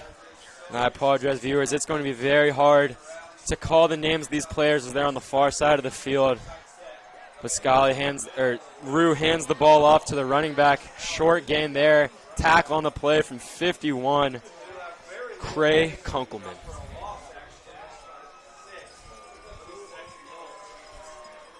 Tigers knocking on the door here. It's getting down to crunch time. How many times does it seem like the Mudsock game comes down to the 4th quarter, Sam? You're right. 11 minutes left in this 4th quarter. This is an intense game. Fishers has the chance to take the lead here. I believe it's Lewis in the backfield, Roux under center. It looks like it's going to be a run with the bunch set. It is. It's a counter. No, it's a play-action pass, but it's an errant throw from quarterback Roux there. You think the ball might have slipped on that one. Yeah, it's just pouring rain. It's going to be tough to pass, but receiver was open, just not much the receiver could do there. Just a tough break for the quarterback there. The conditions just making it so tough to pass tonight. But credit the Tigers, man. They're doing everything they can to try to open up that playbook. You're seeing now with the 4th quarter and crunch time, teams are starting to pull out new plays that we haven't seen all night. So here we have it, 3rd and goal for the Fishers Tigers. I believe it's Roux in the shot. Roux under center, Lewis in the backfield. Roux takes a snap. It's a handoff to the running back. Lewis runs, and he's stopped short. It's 4th down, Sam. What do you do here if you're the Tigers trailing by 4, 11 minutes left, but right in striking position? Sam, to be honest with you, man, this is why the coaches get paid what they get paid. This is a really tough decision here. If they go up and kick a field goal here, it's a 1-point game, but the conditions are so tough. Is it the right decision? If I'm the head coach, I think I would go for it here just because it's just so wet out there. You're just asking for a disaster when you go to kick a field goal in this type of weather. They do decide to go for it. 2 receivers near side of the field. Here's Lewis in the backfield. They hand it off to him. There's a hole. He's met at the goal line. Does he fall in? No! The Royals stopped him. He fumbled the ball. The Royals get the turnover. The sideline is electric. The student section is electric. What a stop from our defense here. HSE football, 10 minutes left in the 4th quarter. That is absolutely gargantuan right there, Sam. Just a massive stop. A critical moment in the game. They could have been down potentially 3, and now they've got the ball with 10 minutes left, up 4. And it just feels like the entire momentum of the game has shifted back in the Royals' direction. You're exactly right, and it's hard to see through the press box. But to my understanding, the ball was fumbled through the back of the end zone, causing us to receive the football at the 20-yard line. Just a huge break for the Royals. It would have been very tough had they been on the one. A handoff to Stevens. He has some room breaking to the outside up to the 38-yard line. And there's another example, the Royals leaving fresh legs in the game. Giving Harris a break. He had about 10 carries on the last series, and now they're giving Stevens a chance, trying to keep all their players fresh. Tackle on the play there was by Roman Molden. He's been everywhere tonight. We're back in the pistol formation. The rain is beating down. Fullback Haas motions over. It's a handoff to Stevens. A little bit of room. He breaks it. There's a hole, and he is brought down by the last line of defense there. That was a huge run for Lance Stevens. And the Royals take the ball up to the 50-yard line. Sam, after that great stop and now a few great runs, the momentum is definitely in HSE's favor. Sam, it's just incredible. I mean, just two different football teams. The first half Royals versus the second half Royals, it's just a night and day comparison. This offense has come to life. This is what we Royals fans have been waiting to see all year. The defense has been solid, but the offense has been a little bit behind. But now we're seeing a true effort tonight in the second half. Well, after a few great plays, he is dropped in the backfield. Lance Stevens is tackled by number 38, Jeffrey Brown, by the Fishers Tigers. And he's a player whose name we haven't said yet, but Jeffrey Brown, only a junior, is completely dominant. Jeffrey Brown stands at 6'2", 208. He is a physical presence, but he's also a presence on the field as he leads the Tigers defense in tackles with 27 on the season, only through 3 games. That's an impressive stat line, Sam. That's for sure. A handoff to Lance. Lance Stevens there battles out of one, but he is wrapped up in the backfield. So we have a long third down, and after a few good runs, do we draw up something else and go through the air? Sam, it is a little bit early in the fourth quarter to start talking about the clock, but well, as our cameraman, I'm sorry to cut you off, Sam, our cameraman showing you the rain that we're experiencing here tonight. It is brutal. And we have to give a big thank you to our cameraman, Matt Meyer, tonight. He has helped out working the camera, clearing off the window, and has really just been a great teammate as we get this first broadcast off. As Cody Sparks launches one to the side of the field, Ben Boysen, he carries it up. A good gain there, but it's just short. 3rd and 3, tackle on the play by number 41, Matt Holt. And it looks like they're going to keep the offense out here. This is pretty typical of the Royals. Going to be interesting. It looks like they're going to bring the punt unit out. I definitely agree with that call. A little early in the fourth quarter to think about the clock, but with 7 minutes left, the Royals, once again, their offense has done an unbelievable job with time of possession in this second half. Well, the Royals at Hebden Street hopped out onto the field, but they brought them right back off. We're going to go for it as it is a torrential downpour. Harris and the Wildcat. But there's a timeout on the Royals side of the field, so we have already used 2 timeouts through this first half. We might regret that decision later in this fourth quarter if it comes to it. And as we take a timeout, I'd like to acknowledge some other members of our team that have helped get Southeastern Sports Network off the ground. First one, big shout out to Turner Graves. He has helped us spot tonight. He's been telling us players' names on the offensive and defensive side of the ball, trying to get recognition for these great young student athletes, for the plays they're making on the field. Furthermore, I cannot thank sophomore Tristan Fluhr enough. As a young student, new in Southeastern Sports Network, he has done a tremendous job being a leader, learning the program, doing the hardest job that there is here, and that is running our broadcast production. All of the graphics you're seeing, all of the clock you're seeing, everything behind the scenes is running through him. And I cannot thank Tristan enough for the great job he's done and for the bright future he has as a Royal in Southeastern Sports Network. And we're back. The punt unit back on the field. We haven't seen Hebden Street very often this game, so. Oh, my. Oh, boy, are we running a fake? This looks like something the Colts tried a few years ago. Unfortunately, it does look like that. I have bad memories of that night when they tried that fake punt. It looks like they're going to.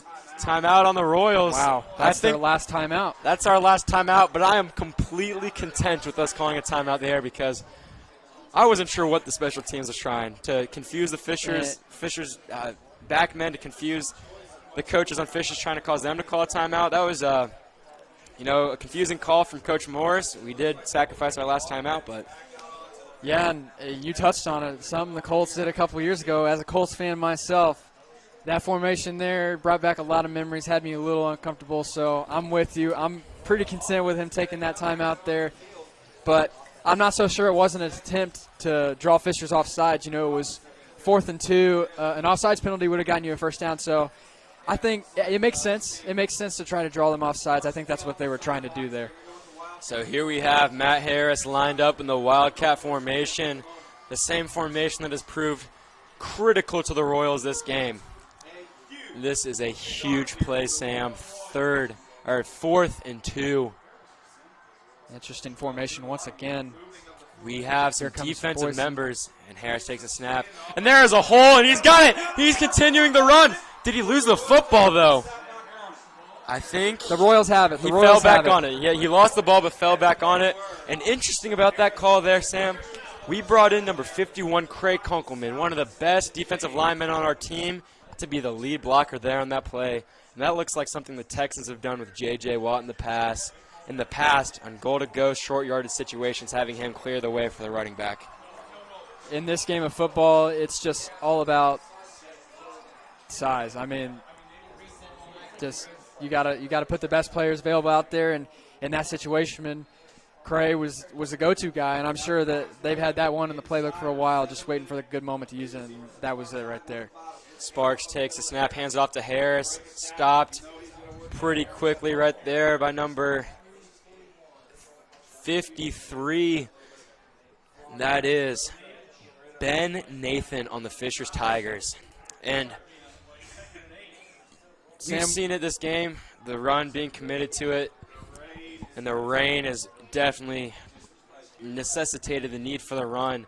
But hopefully the Royals can break a big one here and put an exclamation mark on this game. Sam, don't underestimate this drive. I mean, the Royals. Muffled snap. I think Sparks fell on it.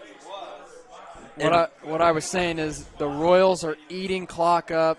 We're down to 6 minutes left in this fourth quarter. They are absolutely blowing away Fishers in the time of possession battle in the second half. And this is what we talked about pregame. We said the offense has to keep the defense off the field because the defense has played way too much football the first 3 weeks. Something we're seeing the Royals execute tonight. It's been key. And as fans at home can't feel this, but the press box is literally shaking from all of the noise our student section is generating. As it's a pass to Jackson Lance, who is wide open down the field.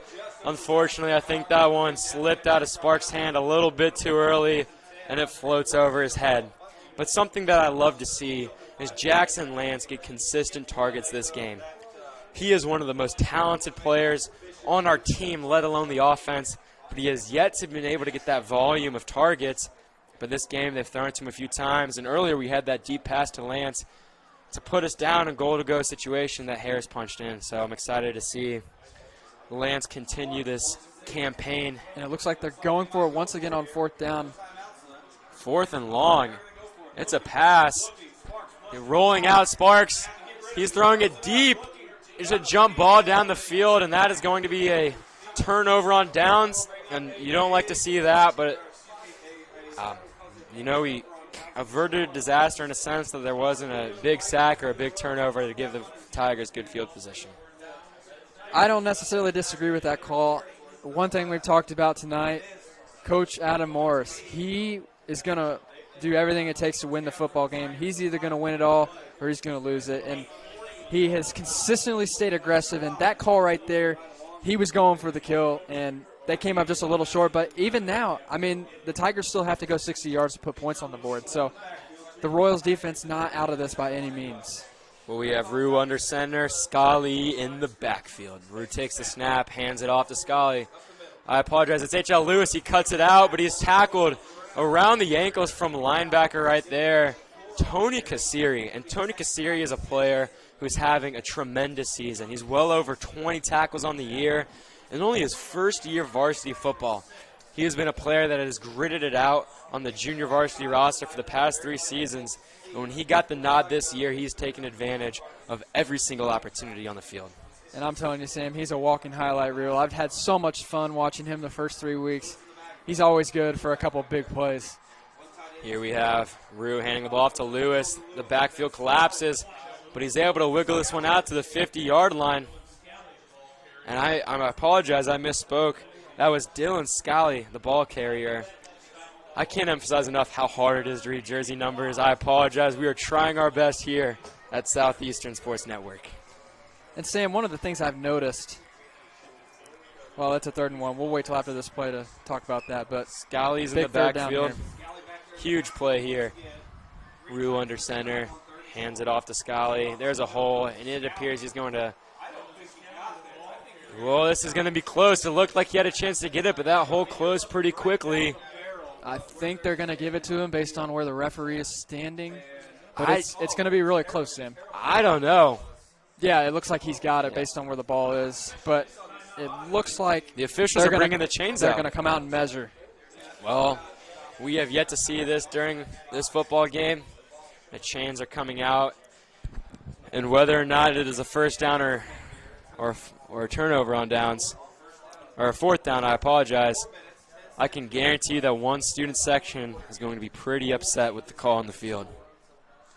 And this is so critical. I would expect Fisher's offense is going to stay on the field regardless of what this is. I think it's a first down, and it is. That is a first down. That is a first down, Tigers at the 50-yard line. 4 minutes left to go. And going back to what I was talking about before that 3rd down is one thing I've noticed is how disciplined both teams have been tonight. We have hardly seen any penalty flags. Just credit both coaching staffs having their teams just playing solid football. You love to see disciplined football. You're exactly right, Sam. And something that we have to note is how quickly this second half has flown by. Just commitment to the run from both sides of the ball, from both teams. And it has chewed the clock as we have Scally in the backfield, Roux under center. It's a fumble. He muffed the snap, but I think Scally fell on it. The defense looked like they might have had it based on the player reactions, but Scally, with a quick judgment play right there, is able to jump on the muffled snap. And we have seen a lot less of those ball mistakes in the second half, Sam, despite the fact that the rain has picked up. Yeah, I think just the fact that it happened so frequently in the first half, I think both coaches probably emphasized that at halftime, hanging on and taking care of the football. In the mudsock game, in a close game like this, it's so important to hang on to the ball. Just there had to be an emphasis by both coaches in the locker room. Well, here we have Roux in the shotgun formation, something we haven't seen. It's a handoff to Scally. Gets about 2 yards there, but it's going to be a 3rd and long. Sam, going back to what you said about how fast 4th and long, I misspoke. How fast the second half has gone. It's 3rd and long. 3rd and long. It is 8:44 p.m. We've only been here for an hour and 44 minutes, and we're 3 minutes left in the 4th quarter. This has to be a record pace for a high school football game. Well, that's what happens when both teams are forced to churn the clock with their run. The Royals' defensive players on the sideline hyping up the crowd. Roux takes a snap. The handoff is muffed. There seemed to be a bit miscommunication. And I think the Royals have that one. Let's see. The defensive players are suggesting they do. Nope, the Tigers have it. They hang on to it. Big break for Fishers right there. Huge That's going to bring a 4th down. Wow, that was close. You're exactly right, Sam. If HSE falls on that fumble, and that was just a little bit of a miscommunication as opposed to muffing it due to the wetness, I think. But if the Royals fall on that, they have the ball with 2 minutes left on the 45-yard line. A great chance to turn out the clock or even end this game. But now the Tigers might just be in damage control. Is it time to go for it on 4th down? There's only 2 minutes left, or do you punt the ball and hope your defense can make a stop and you play the field position game? I think that's exactly what this timeout is for. I think you got to go for it at this point. 2:32 left in the game. The Royals offense, they've been running the ball very effectively in the second half, and there's no guarantee that if you punt the ball away here that you're going to get the ball back. I think Fishers is going to go for it here, and what they decide to do is a different story. I mean, they haven't really been able to pass the ball in the second half because of the conditions, but on a 4th and 13, I think you got to get creative here. It's going to be hard to get 13 yards up the middle. The stadium, the press box is quaking beneath my feet. The student section is incredibly loud. This is the most important play of this game. 4th and 13 from the Tiger 48. Roux in the shotgun. Takes a snap, he drops it. Not a good start, and that's a fumble. A big hit from the Royal defenders, and that is a fumble. That is a strip sack. That is Royal football on the play. Senior Craig Kunkelman, and Coach Morris runs out on the field. A late flag on the play, and that's unnecessary celebration from the Royal players, but that's just the emotion that accompanies this game. You can't blame the coaches and the players there. 4th and long, a big play, and Craig Kunkelman comes up with a game changer. And I'm telling you, Sam, the quarterback took a huge hit on that play. Just, wow. Offsetting penalties. Royal football. Wow. And after I'm not sure. Sam, I think okay, the Royals will have the football. I was wondering if it was offsetting penalties, if they were going to replay 4th down, but it appears I think they're both after the play was already called dead. Yep. So right there, just to get back to that, unfortunate snap, unfortunate grasping of the snap from quarterback Marcus Roux. He was unable to handle it. And the second that it took for him to locate the ball and pick it up off of the turf, Craig Kunkelman was there and delivered a blow to his blind side. The ball came out errant, and the Royals have it. 2:25 leading by 4. A score here ends the game, or chewing the clock out, gives the Royals the Mudsock win. I think a first down probably ends this game. Well, here we have Matt Harris, and the old trusty Wildcat takes the snap. He's running it. Not much of a hole. He's hit hard by a squadron of Tiger defenders. He's not going to gain anything on the play. And Sam, with Fishers having 2 timeouts left, this could get really interesting. They could potentially get the ball back if they can get a stop here. Going to be interesting to see. Is this 4-down territory for the Royals, too? That's also something to think about. They're kind of in that 25 to 40-yard range where punting or field goal is not really a good neither one of those is a good option. Well, I think the Royals' main concern is going to be chewing this clock. Here's Harris. Snaps it. He doesn't hand it off. There's a lot of defenders in the backfield. There's a flag in the backfield as Harris pushes the pile, but I think this one might be coming back. Illegal shift on the offense. That one is coming back. Now, Sam, something to think about there. Yes, the Royals are coming back, but the time does not come back. So, interesting enough, the Tigers, by accepting that penalty, they just gave away 10 more seconds of that clock. And they gave away a down as the Royals still remain on 2nd down. Yeah. Oh, I apologize. They did choose to decline it. They did decline the penalty. So it is 3rd down. Okay. That was I agree with that decision. I was wondering, precious time. You never want to give away time at this point in the game. That's a smart decision by the head coach. Here we have it, 3rd and 8. The scoreboard says 3rd down. I think it's the chains say 2nd. Nope, they updated the chains. It's 3rd and 3. So that's a questionable decision because you accept the penalty, you have 2nd and 13, but you lose the down. You decline the penalty, that's a gain of 5. But it is also 3rd down. Well, something else to think about here, Sam, is how predictable the Royals' offense has been. I think the Tigers have a pretty good idea of what's going to come here. I would expect maybe that goal line wildcat up the middle or just a run in general up the middle. So I think the Tigers know exactly what's coming for them. It'll be interesting to see if they can execute that. Well, you said it, Sam. When both teams know what's coming, it comes down to grit. And Harris takes the Wildcat snap. There's some room. He's running hard, pushing the pile. This is all determination. Ooh, this is going to be close. It looked like he got the first down, but the referee's initial spot, it does look like they're going to give him the first down. This will be close. But the chain still says 4th down. I think it's short. I think they're marking it short. And it's going to be a 1st down Royals. Referee just signaled 1st down. And Fisher's is going to take a timeout with that. 1st down Royals. 1:33 left. That might have just done it. You think that? Wait, no. They don't move the chains forward. So the scoreboard did indicate that it was a 1st down, but this is the 4th down, Sam. The referee signaled that it was a 1st down. So interesting enough, it looks like the referees are huddling in midfield. A lot of confusion right now. That changes a lot because had the Royals gotten the 1st down, this game might be over. Yes. But here we have it, 4th and inches.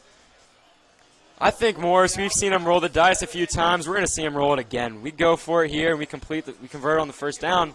That's the game. If you don't, you're giving the Tigers the ball in bad field position with not a lot of timeouts and not a lot of time on the clock. So this is a risk that I think Morris has to be willing to take as we await the offense in the timeout. I think you're right, Sam, and I think, correct me if I'm wrong, but I think there's probably a 99% chance they're going to run the Wildcat formation here. Well, Sparks isn't even on the field.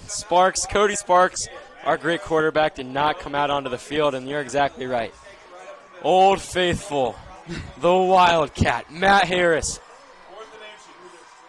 Offensive line shifts. A lot of shifts.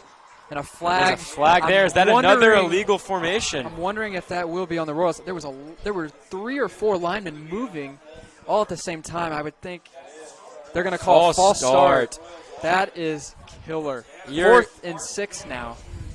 Now What do you do? You're right. 4th and inches is a lot different than 4th and 6. And that's a questionable decision. I'm not sure what necessitated that there because we've seen the Royals offense run that exact same play with the line shifting multiple times. So you have to wonder what happened different there as Cody Sparks trots back out onto the field.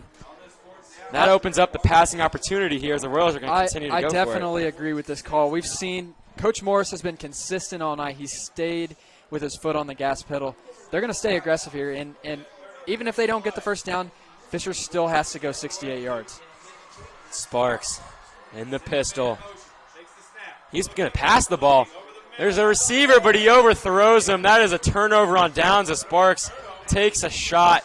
And the passing in these conditions is tough. I mean, that's the second receiver he's overthrown. But we can't be quick to blame the quarterback because you can't expect much out here with this weather. Just tough, just really tough. But even by going for it there, Fisher still has a long field to go. They have life with 1:28 left, but they are going to have to get more aggressive than just running the football here. You can see the rain on your screen at home. It has literally been ceaseless. It has not stopped for 1 second here tonight. And Sam, this is where I think the weather is just going to be so crucial. They're going to have to pass the ball here to get down in 1:28. Here we have junior quarterback Marcus Roux in his first Mudsock game in the backfield. It is winding up to pass. That's short off to the far side of the field, but it's completed to the 41. He's out of bounds. Reception on the play from, I think that is 7 Collins stats. Interesting here. Since he went out of bounds backwards, I think the clock still has to run, but definitely some confusion. The referee's obviously confused about how much time should be on the clock. You're right, and there's a little bit of a dispute here in the press box amongst the very passionate men running the score clock, as well as between whether or not the clock's supposed to keep running or stopping. So, and Sam, I think the right call here, let me say this a little quiet, but since he went out of bounds backwards, the clock by rule I think should still be running. So I could be wrong, but I think that's what the call is. Well, the coaches are out on the field. There's a bit of confusion because in a close game and in the Mudsock game, every second is priceless. And I'm telling you, Sam, this is big right now. This stoppage of play, we've gone on for about 45 seconds now without a play. This is a momentum stopper, not only for Fishers, but also gives both coaches a chance to game plan with their team. So referees just tough circumstance here. It looks like they're going to wipe the ball off as it has gotten to that point, Sam. I mean, the rain hasn't stopped. It's just a tough night for football. And something that we have to note is that the Royals' new turf put in by the Mods Group has held up tremendously. This is our first year with the new turf, only the second varsity football game with the new turf. And it has held up incredibly well in these tough conditions and with a very gritty football game. And once again, the press box begins to shake as the student section comes to life. 2nd and 3. We're awaiting an official decision on what to do with the play clock. But the Royal offense is in a huddle. They're about to break.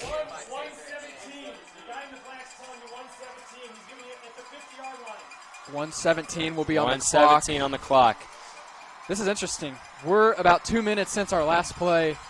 It's really a momentum stopper for both teams. I mean, it gives both teams a chance to rest. This is really a new game right now. It's a 1 minute and 9 second football game, or 1 minute and 17-second football game. The players on the sidelines for HSE are waving their arms, encouraging all of the fans to get excited.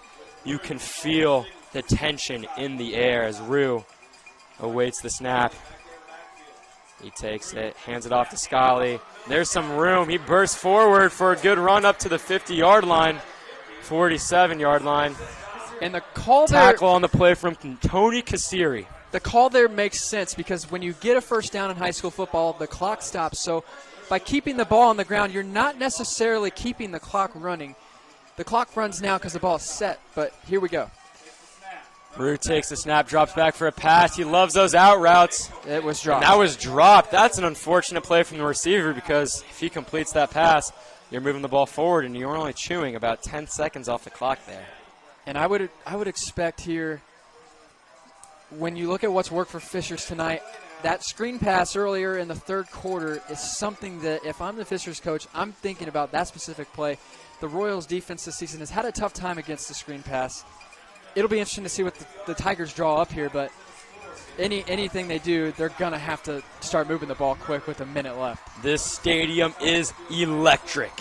Roux in the shotgun, takes the snap, drops back. He winds up to pass.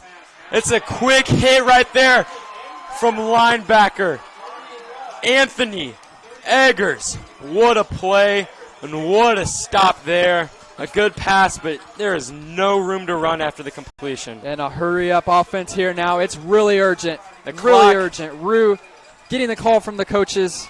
The clock was running. The clock was stopped there with the timeout. I think that's Fisher's final timeout. 34 seconds left, 3rd and 7. Interesting call there, Sam. They used their final timeout, but they let the clock run all the way down to 34 seconds. A bit of a confusing call there, why they wouldn't call the timeout right away and save those 5 or 6 precious seconds at the end of this game. Just from what I saw on the field, picking up from nonverbal cues, it looked as though Roux was confused on what the call was to keep the up-tempo offense going. He turned back towards the sideline when he wasn't sure what the call was to go with that no-huddle offense, and I think that's why the coaches had to take their losses, call a timeout. It's going to be interesting to see what they call here. It just, with 34 seconds left, that playbook just got a lot smaller. There's only a handful of plays that are going to work at this point. But, Sam, year after year, this Mudsock game comes down to the last minute. The parents are getting into it as well. Cowbells ringing, students stomping, players waiting anxiously. 3rd and 7, 39 seconds left. Is that Scully in the backfield? Yes, it is. Roux in his shotgun. Drops back to pass. He's winding up, and he gets blasted there. That is by number 23. And no time to rest here. The Tigers are going to have to get up to the line quick. It's fourth and a lot, and they're going to go ahead and run a play here because the clock is running. There is 17, 16, 15 seconds left. Roux trying to get the snap. This could be it. The Tigers need a prayer. Roux drops back. He's winding up. Winds one out deep. 2 defenders. It's broken up. The Royal defense with a huge stop. 4 seconds left. And that's going to be it. We are 1 play away from the HSE Royals winning the Mudsock game for the 2018 football season. Just incredible. Just a great job, and a late flag comes on the field.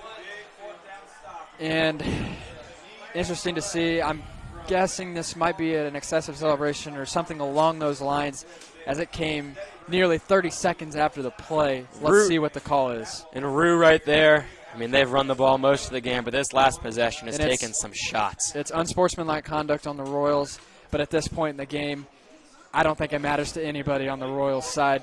They know that they've got this game won. I would expect a kneel down here. Just a great effort tonight by the Royals. But a well-rounded football game, 14-10. That's a slug match right there. Just a defensive battle, disciplined football, just everything you want to see from a Mudsock game.